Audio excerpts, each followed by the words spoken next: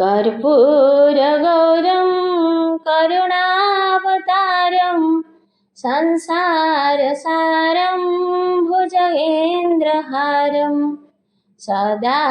वसन्तं हृदयारविन्दे भवं भवानी सहितं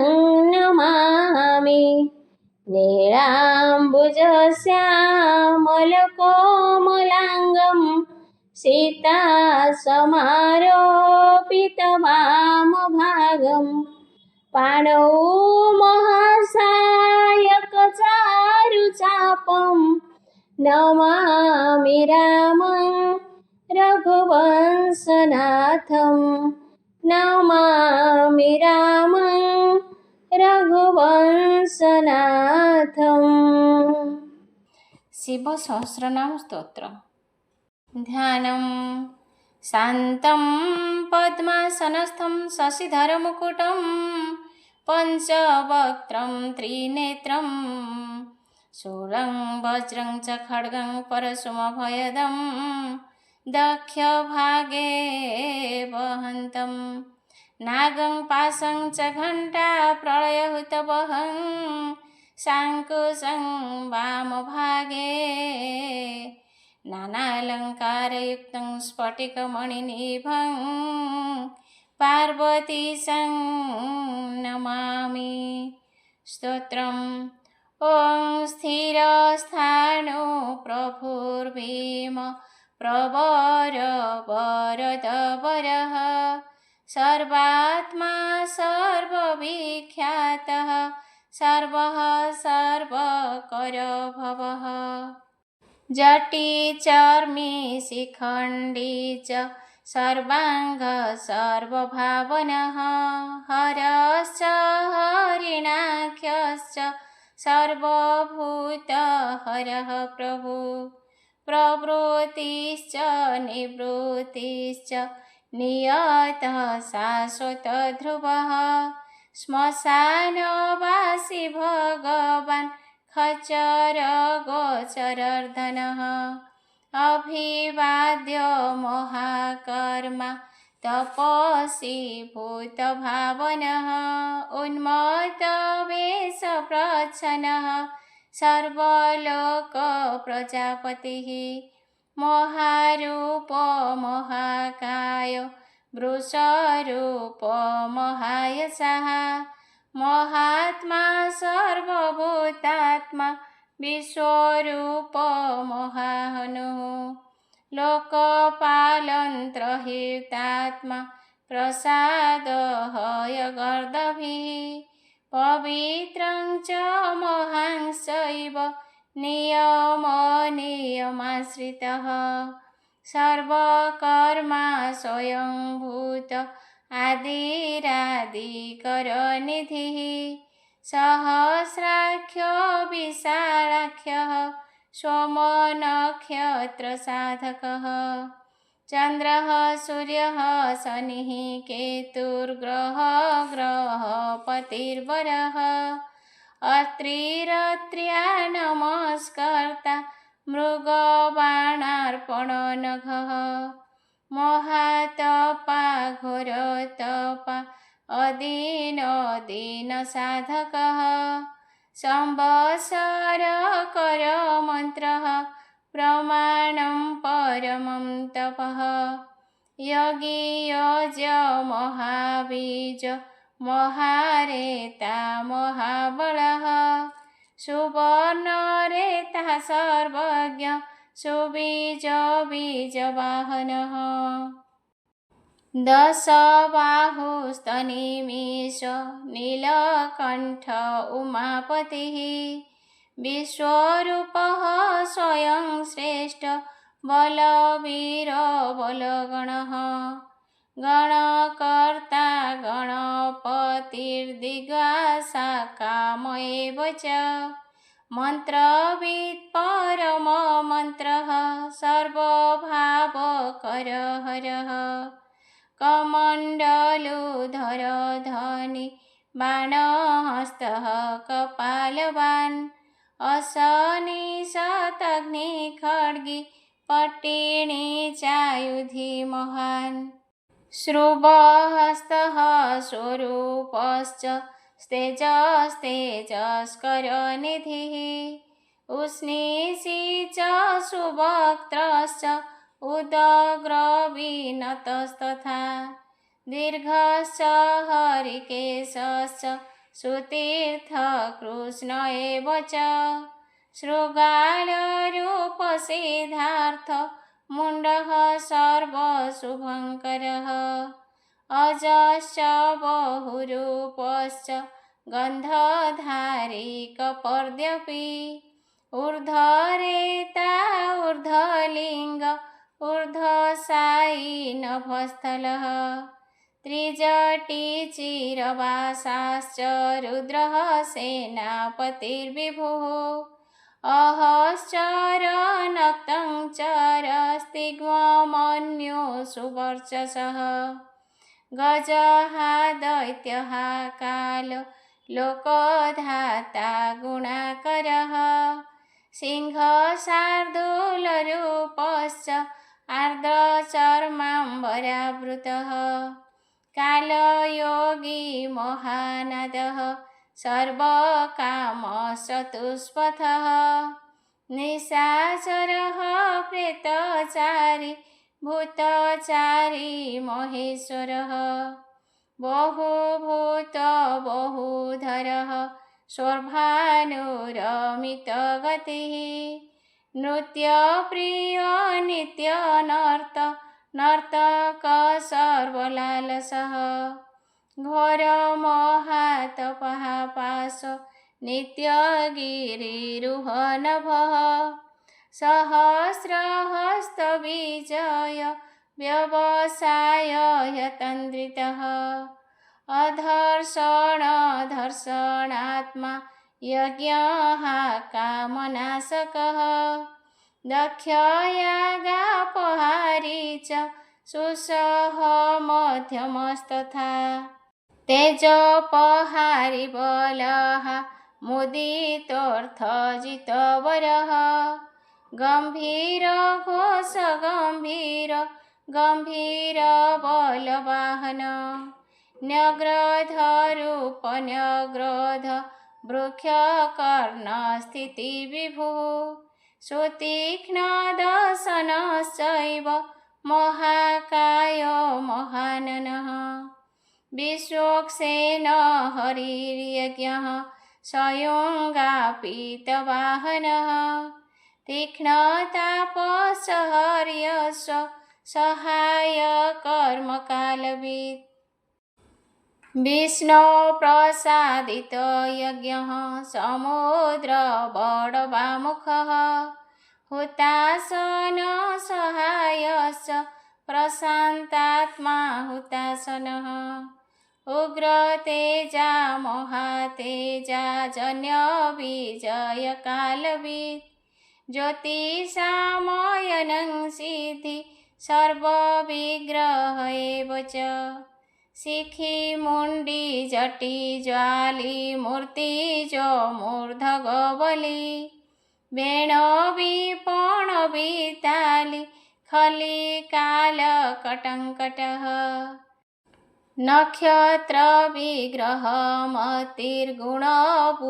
नक्षत्रविग्रहमतिर्गुणबुद्धिर्लयगमः प्रजापतिर्विश्वबाहुर्विभागः सर्वगोमुखः विमोचनः सुशरण हिरण्यकवच भव मेढजबलचारी च महीचारी श्रुतस्तथा सर्वतुर्यनिनादी च सर्वातोद्य परिग्रह व्यालरूप गुहावासी गुहमाली तरङ्गवित् त्रिदशस्त्रीकालधृकर्मसम्बन्धविमोचनः बन्धनस्थसुरेन्द्राणां युधि शत्रुविनाशनः साङ्ख्यप्रसाददुर्वासः सर्वसाधुनिसेवितः प्रस्कन्दनविभागज्ञ अतुल्य यज्ञभागवित् सर्ववासः सर्वचारी दुर्वासा वासवमरः हैम हेम कर यज्ञः सर्वधारी धरोत्तमः लोहिताख्य महाख्यश्च विजयाख्य विशारदः संग्रह निग्रह कर्ता सर्पचिरनिवासनः मुख्य मोक्षश्च देहश्च काहली सर्वकामदः सर्वकालप्रसादश्च सुबलबलरूपधृत् सर्वकामवरश्चैव सर्वदा सर्वतोमुख आकाशनिर्विरूपश्च निपाति ह्यवसखगः रौद्ररूपंसुरादित्य बहुरश्मिः पूर्वर्चसि वसुवेगो महावेगो मनोवेगो निशाचरः सर्ववासी श्रियावासी उपदेशकरकरः मुनिरात्मनिरालोकः संभग्नश्च सहस्रदः पक्षी च पक्षरूपश्च अतिदीप्तविशाङ्पतिः उन्मादो मदनः काम ह्यशस्तार्थकरयशः वामदेवश्च वामश्च प्राच्यक्षीणश्च वामनः सिद्धयोगी महर्षिश्च सिद्धार्थसिद्धसाधकः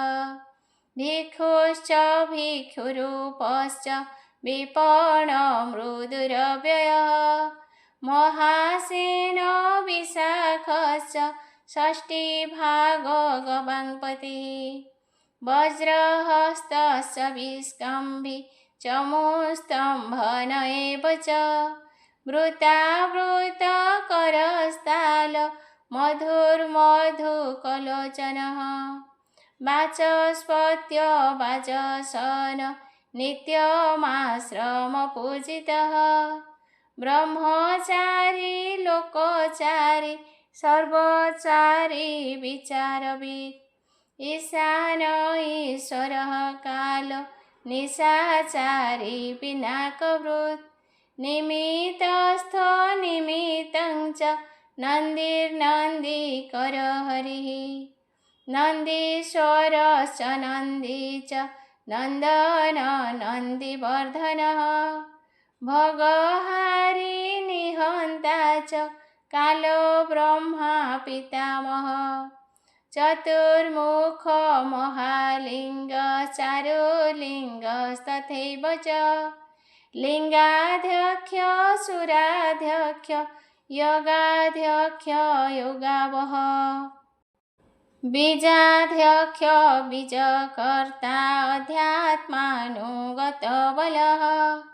इतिहासः सकल्पश्च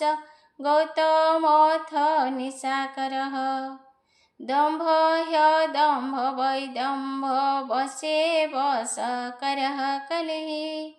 लोककर्ता पशुपतिर्महाकर्ता ह्यनौषधः अक्षरं परमं ब्रह्म बलवत्सक्र एव च नीतिर्ह्यनीतिशुद्धात्मा शुद्धमान्यगतागतः बहुप्रसादसु स्वप्नदर्पणोऽथ त्वमित्रजित् वेदकार मन्त्रकार विद्वांसमरमर्दनः महामेघनिवासी च महाघोरवशीकरः अग्निज्वाल महाज्वाल अतिधूम्रहुतहविः वृषणशङ्कर नित्यर्वर्चसि धूमकेतनः नीलस्तथाङ्गलुब्धश्च शोभननीरवग्रहः स्वस्तिद स्वस्तिभावश्च भागी भाग कर लघु उसङ्गश्च महाङ्गश्च महागर्भपरायणः कृष्णवर्णसुवर्णश्च इन्द्रियं सर्वदेहिनां महापादो महाहस्त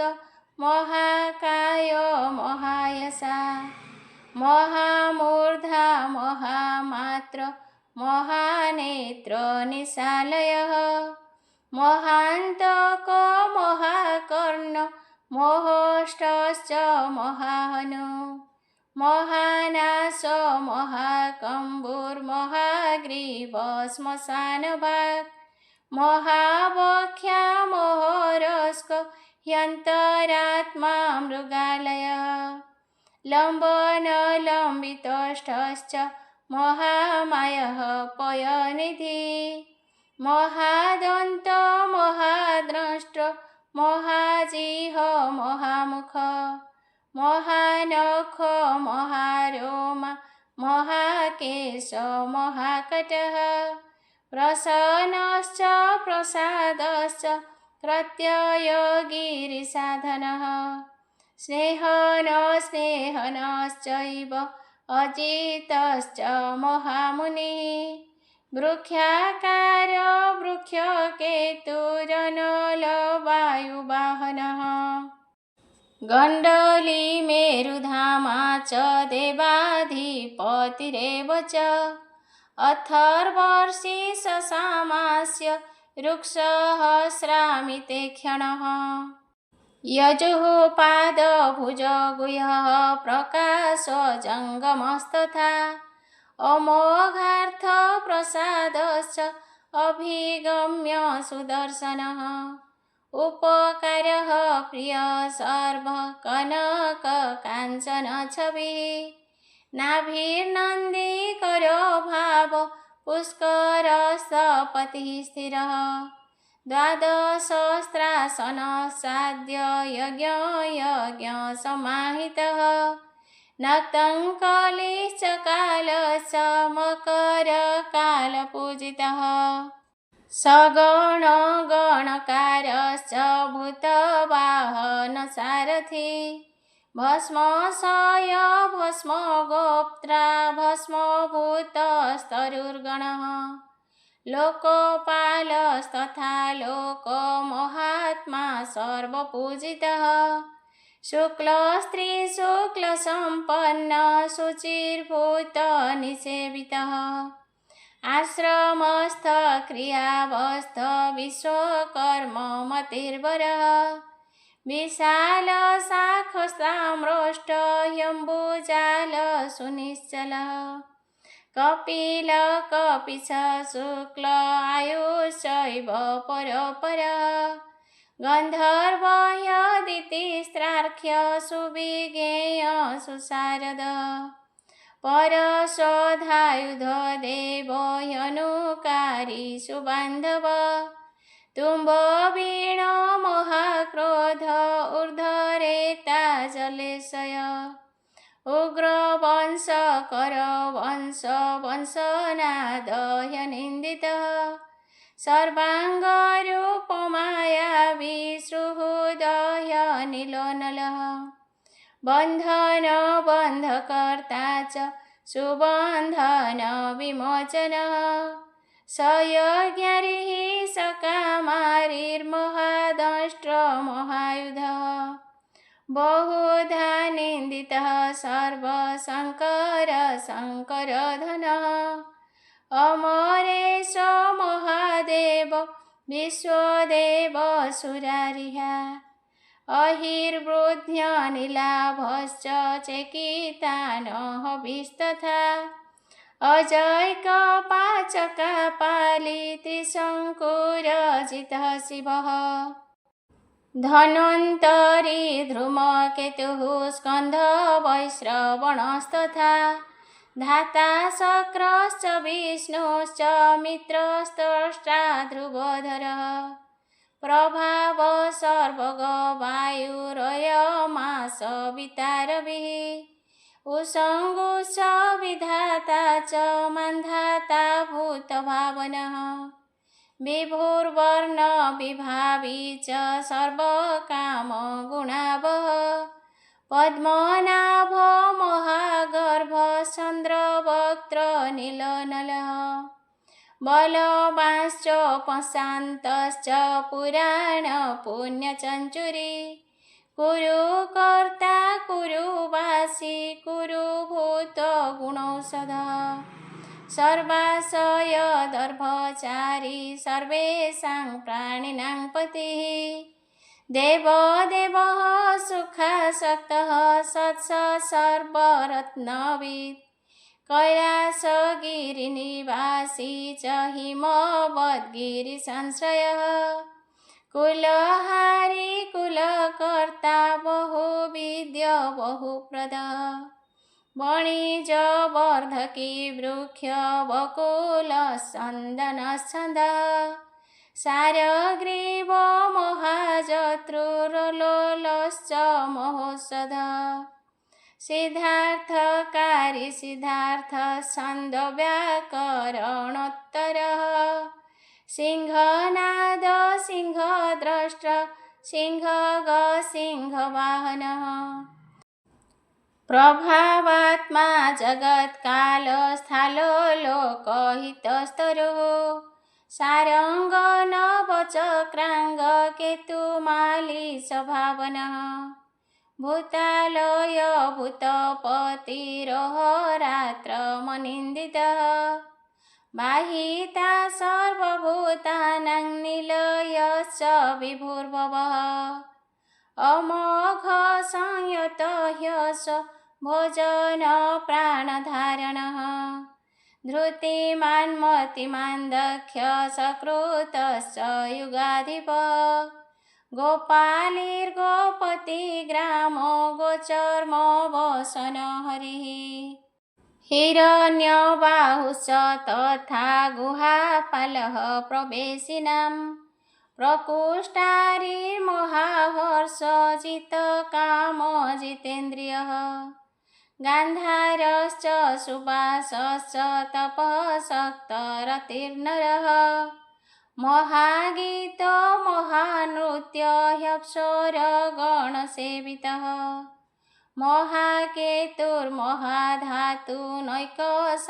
महाकेतुर्महाधातुनैकसानुचरश्चलः आवेदनीय आदेश सर्वगन्धसुखावः तोरणस्तारणवातः परिधिपतिखेचरः संयोगवर्धन वृद्ध अतिवृद्ध गुणाधिकः नित्य आत्मसहायश्च देवासुरपतिः पतिः युक्तश्च युक्तबाहुश्च देवो देवी सुपर्वणः आषाढश्च सुषाढश्च ध्रुवोऽथ हरिणहरः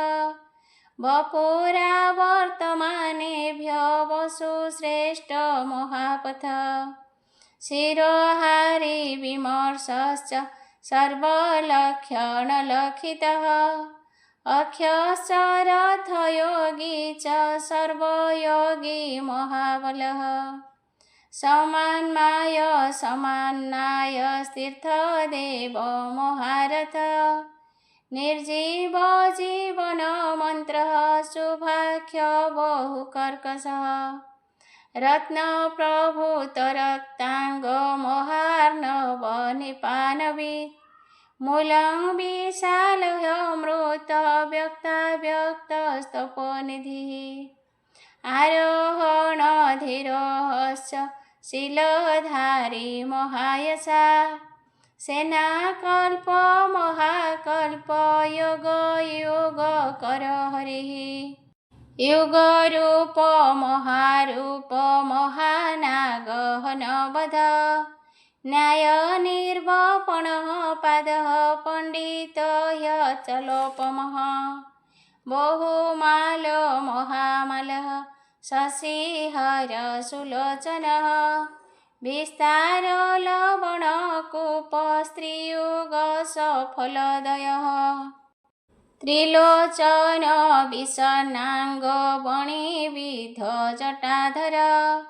बिन्दुर्विसर्गसुमुखः सरः सर्वायुधसः निवेदनः सुखाजातः सुगन्धार महाधनो गन्धपाली च भगवानुत्थान सर्वकर्मणान् मन्थान बहुलवायु सकल सर्वलोचन तलस्थालकरस्थाली ऊर्ध्वसङ्घनन महान् छत्रं सुछत्रविख्यात लोक सर्वाश्रयक्रम मुण्डविरूपविकृत दण्डी विकुर्वणः हर्यख्यककुभ वज्री शतजिह्व सहस्रपात् सहस्रमूर्धा देवेन्द्र सर्वदेवमय गुरुः सहस्रबाहु सर्वाङ्ग शरण्य सर्वलोककृत् पवित्रं त्रिकङ्कुन्मत्रः कनिष्ठ कृष्णपिङ्गळः ब्रह्मदण्ड विनिर्माता शतग्निपाशशक्तिमान् पद्मगर्भ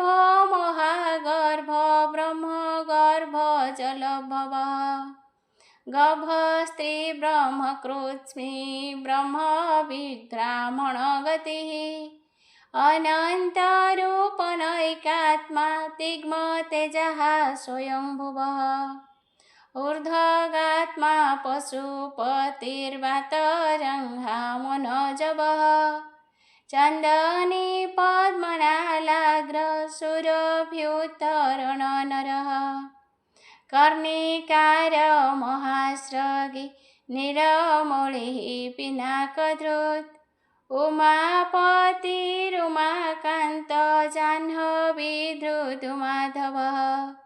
वरवराह वरद वरेण्य सुमहास्वनः महाप्रसाददमन शत्रुहा श्वेतपिङ्गळः पितात्मा परमात्मा च प्रयतात्मा प्रधानधृत् सर्वपार्श्वमुखस्त्र्यख्य धर्मसाधारणवरः चराचरात्मा सूक्ष्मात्मा अमृत गोवृषेश्वरः साध्यर्षिवसुरादित्य विवस्वान्मवितामृतः व्यासः सर्गः सुसङ्क्षेप विस्तार पर्ययनरः ऋतुः संवत्सर मासः पक्षसङ्ख्या समापनः कलाकाष्ठालवा मात्रा मुहूर्ताः क्षपाक्षणा विश्वक्षेत्रं प्रजाबीजं लिङ्गमाद्यस्तु निर्गमः सदसद्यक्तमव्यक्त्रं पिता माता पितामहः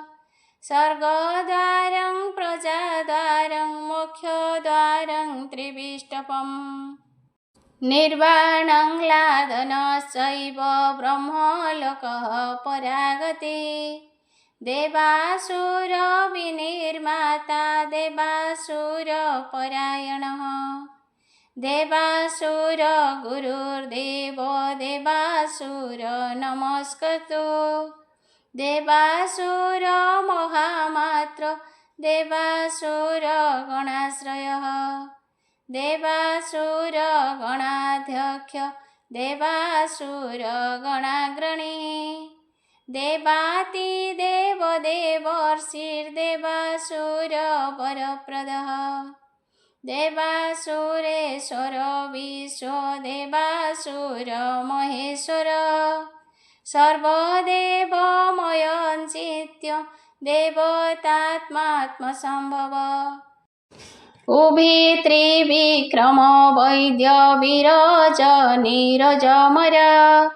ईर्यहस्तीश्वर व्याघ्र देव सिंह नरर्षभ विबोधग्रभर सूक्ष्म सर्वदेवस्तपमय सुयुक्त शोभन वज्री प्रासानां प्रभवव्यय गुहकान्त निज स्वर्ग पवित्रं सर्वपावनः शृङ्गी शृङ्गप्रिय बभ्रु राजराज निरामय अभिराम सुरगण विराम सर्वसाधन ललाटाख्य विश्वदेव हरिण ब्रह्मवर्चसा स्थावराणां पतिश्चैव नियमेन्द्रियवर्धन सिद्धार्थ सिद्धभूतार्थ चिन्त्य सत्यव्रतशुचि व्रताधिप परं ब्रह्म भक्तानां परमागतिः विमुक्तो मुक्ततेजाश्च श्रीमान् श्रीवर्धन जगत्। श्रीरामरक्षास्तोत्रम्। ओं अस्य श्रीरामरक्षास्तोत्रमन्त्रस्य बुद्धकौशिक ऋषिः श्रीसीतारामचन्द्रदेवता अनुष्टुप् छन्दः सीताशक्तिः श्रीमद्हनुमान्कीलकं श्रीरामचन्द्रप्रीत्यर्थे रामरक्षास्तोत्रजपे विनियोगः। ध्यायेदाजानुबाहुं धृतशरधनुषं बद्धपद्मासनस्थं पीतं वासवसानं नवकमलदलस्पर्धिनेत्रं प्रसन्नं वामाङ्कारूढसीतामुखकमलमीळलोचनं नीरदाभं नानालङ्कारदीप्तं ददतमुरुजटामण्डलं श्रीरामचन्द्रं चरितं रघुनाथस्य शतकोटिप्रविस्तरम् एकैकमक्षरं पुंसां मोहापातकनाशनं ध्यातनीलोत्पलश्यामं रामं राजीवलोचनं जानकीलक्ष्मणोपेतं जटामुकुटमण्डितं शासितोणधनुर्बाण पाणिं नक्तं चरान्तकं स्वलीलया जगत्रातु माविर्भूतमजं विभुं रामरक्षां पठेत् प्राज्ञ पापग्निं सर्वकामदां शिरो मे राघव पातु भालं दशरथात्मजः कौसलेयदृशो पातु विश्वामित्रप्रियश्रुति घ्राणं पातु मुखत्राता मुखं सौमित्रिवत्सलः करौ सीतापतिः पातु हृदयं जामदग्न्यजित् मध्यं पातु खरधंसी नाभिं जाम्बवदाश्रयः सुग्रीवेशः कटिं पातु शक्तिनी हनुमत्प्रभु उरुरघुतमः पातु रक्ष्यकुलविनाशकृत् जानुनिषेत्कृत पातु जङ्घे दशमुखान्तकः पादौ विभीषण श्रीदः पातु रामोऽखिलं वपुः एतां रामबलोपेतां रक्षां यः सुकृती पठेत् सचिरायुः सुखी पुत्री विजयी विनयी भवेत् पातालभूतव्यम चारिणः सद्मचारिणः न द्रष्टुमपि शक्तास्ते रक्षितं रामनामभिः रामेति रामभद्रेति रामचन्द्रेति वा स्मरन् नर न लिप्यते पापैः भुक्तिं मुक्तिं च विन्दति जगजैत्रेकमन्त्रेण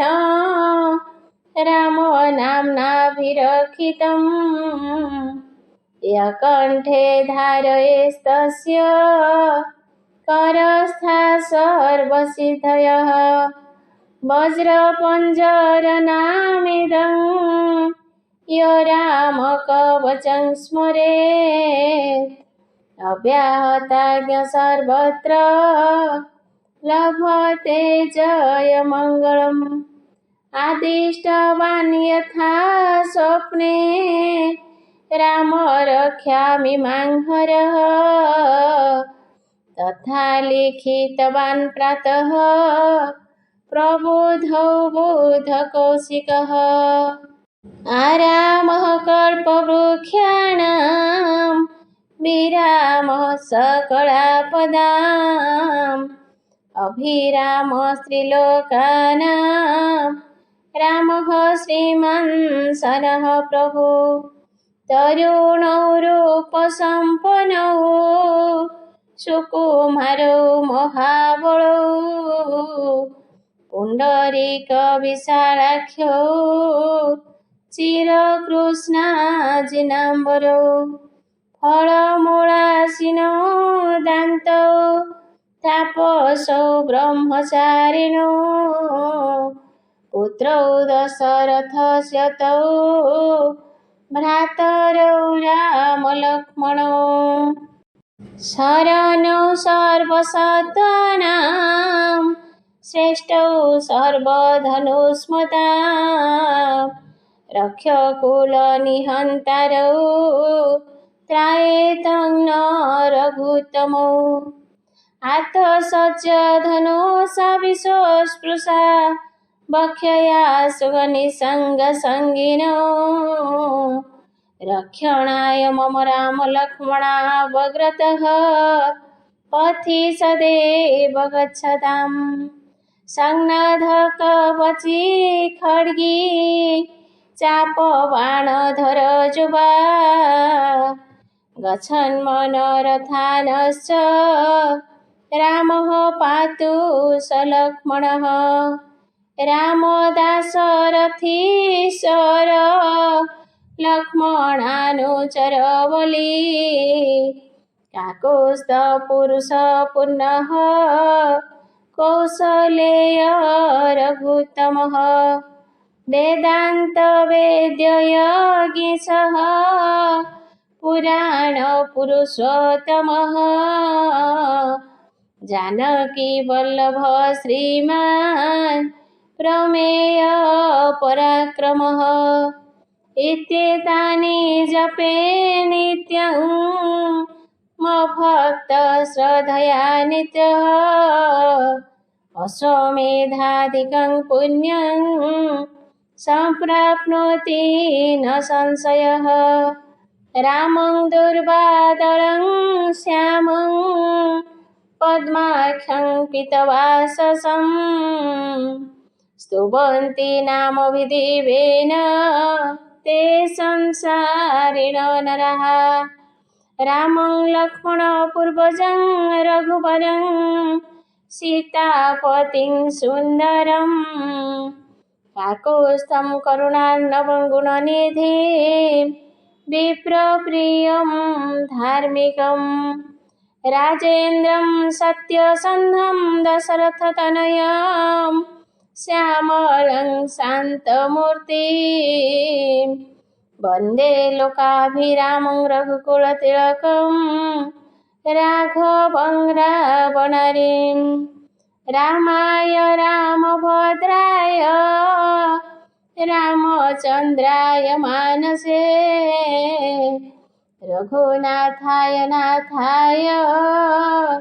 सीतया पतये नमः श्रीराम राम रघुनन्दन राम राम श्रीराम राम भरताग्रज राम राम श्रीराम राम रणकर्कश राम राम श्रीराम राम शरणं भव राम राम। श्रीरामचन्द्र चरणौ मनसा स्मरामि। श्रीरामचन्द्र चरणौ वचसा गृह्णामि।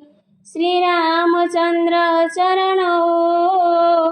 शिरसा नमामि। श्रीरामचन्द्र चरणौ शरणं प्रपद्ये। माता राममत् पिता रामचन्द्रः स्वामी राममत् सखा रामचन्द्रः सर्वस्वं मे रामचन्द्र दयाळुः नान्यं जाने नैव